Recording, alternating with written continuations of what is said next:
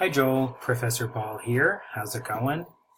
During the course of the semester, you're going to get feedback from me on your work in different ways, whether it is comments inserted into the body of your paper or this type where I am recording my feedback to you on this video. So the first thing that I do when I look at your work is I open up the paper and I look at MLA format and I see that you have your last name and page number, although this should be 1. That should be 2, and so on. And that you have this, you have that, you have what you need. So, and the title of your essay is The Power of Plant-Based Eating. You need your own title, though. This one's already taken. All right. So, everybody eats meat. It has been part of our culture since the beginning of time. When we consume animal products, we hardly think about what animals had to go through to feed us. We also never think about the harm that meat does to our bodies. Red meat has been classified as a carcinogen by the ACS, or the American Cancer Society,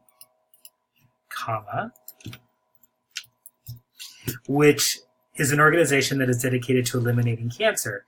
Dr. Joanne Kong takes a stand for plant-based eating on this TEDx video? She says that if the majority of the population turned to a plant-based diet, that many problems in where could be solved, such as global warming and heart disease, which is the #1 killer in America. All right, so you have the right idea. You introduce the subject, then you make it a little more narrow, and then you talk about Dr. Kong.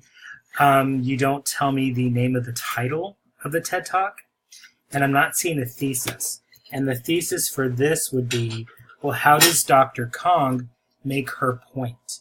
Does she use statistics and data? Does she use research? Does she use personal experience? Does she use any images? Does she use any music? That's what the point of this paper is. All right. Oh, and the other thing, too, is be careful with this, with generalizations. Yeah, meat has been a part of our culture since the beginning of time, but just be careful with generalizations. Everybody eats meat. Not everybody. And we also never think about the harm that meat does to our bodies. Not everybody. So many people never think about it, or many people eat meat, or most people eat meat. Just be careful about generalizations. Dr. Joanna Kong introduces her presentation by saying, going greener with your diet could be one of the most powerful and transformative decisions you'll ever make in your life for 3 significant reasons. It has tremendous benefits for your health, it's critical to the sustainability of our planet, and it'll widen your circle of compassion. This is crucial because it outlines her presentation into 3 major parts. For example, for the health benefits, she says that, overall, vegans have a longer life expectancy since they are less prone to health risks such as heart disease, type 2 diabetes, and cancer. Your comma would go here. The American College of Cardiology and the Harvard School of Public Health, who support her claims. Okay, hold on. Sorry, I'm jumping ahead here. She then goes on to name the organization, such as the American Cancer Society, the American College of Cardiology, and the Harvard School of Public Health, who support her claims that plant-based eating is healthier for you. So in terms of her thesis, she uses other universities' findings, maybe? Other universities' findings or research? Or is the first thing that she does is your point why we should be vegan? All right. For her second argument, she says, it's not only the health of our bodies that's at stake, it's the health of our planet. She goes on to state that the reduction of carbon emission is important for the health of the earth. She claims that animal agriculture accounts for more than half of greenhouse emissions. She also says that animal agriculture is the #1 reason for deforestation. Not only that, but it also uses half our water 70 and 80% of our grain and agricultural lands just to feed animals. She shapes this issue as a worldwide issue to draw more attention by providing facts that prove that animal agriculture is in fact responsible for many of our problems. Okay, it sounds to me the point here is the facts and the data. That would be at the beginning of your sentence. So one way that Dr. Kong makes her case is through using facts and data. And then you give me the facts and data. For her third and final argument, she describes the life of a pig in a farm from a first-person point of view, along with what the pig sees and what the pig feels. Okay, so in terms of your thesis, she also uses first-person point of view. Oops, sorry. You're seeing my little shortcuts here. Now I'm trying to type in point of view. So point of view, and then it would be first person. Okay? All right.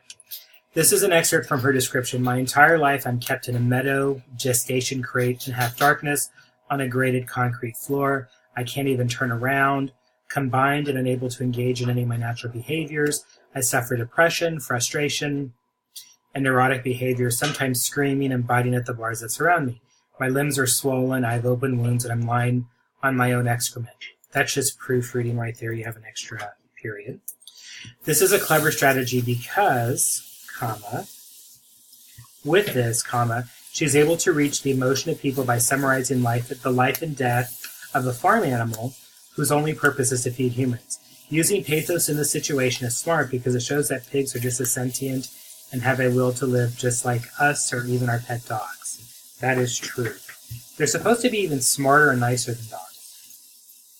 All right. So Joanna Kong in this presentation has some strong arguments for the strict consumption of plant-based foods. She makes good arguments as to why and how a mass population switch to plant-based foods, maybe switching to plant-based foods, would eliminate many world problems such as health problems or global warming. She has many sources that back up her arguments who have strong credibility, such as the American Cancer Society and the American College of, I think it's Cardiology. We never think what animals go through for us to get juicy steaks and that cold glass of milk. That would be a great title, Joel. Juicy steaks and a cold glass of milk. That's an attention getter. Okay, as for your works cited page, you need the words works cited here, and then it would be Kong, Joanne, Dr. Joanne, the power plant-based, blah, blah, blah, that's good. You have the date it was uploaded, but then you also need the date that you found it, the date that you accessed it. Okay? So what you have here, the writing is fine, but it seems like you're more focused on what she's saying than how she says it, because you're pointing out, well, how does she make her case? What does she do? Well, you say that she uses the research from these other organizations, she uses statistics or data, and then she uses the first-person point of view. So for your error log, focus on those things that I mentioned in terms of fixing, and if this is a paper that you need to revise, working on the pie paragraphs and your thesis would greatly improve your paper. Okay? So let me know if you have any questions. Thanks.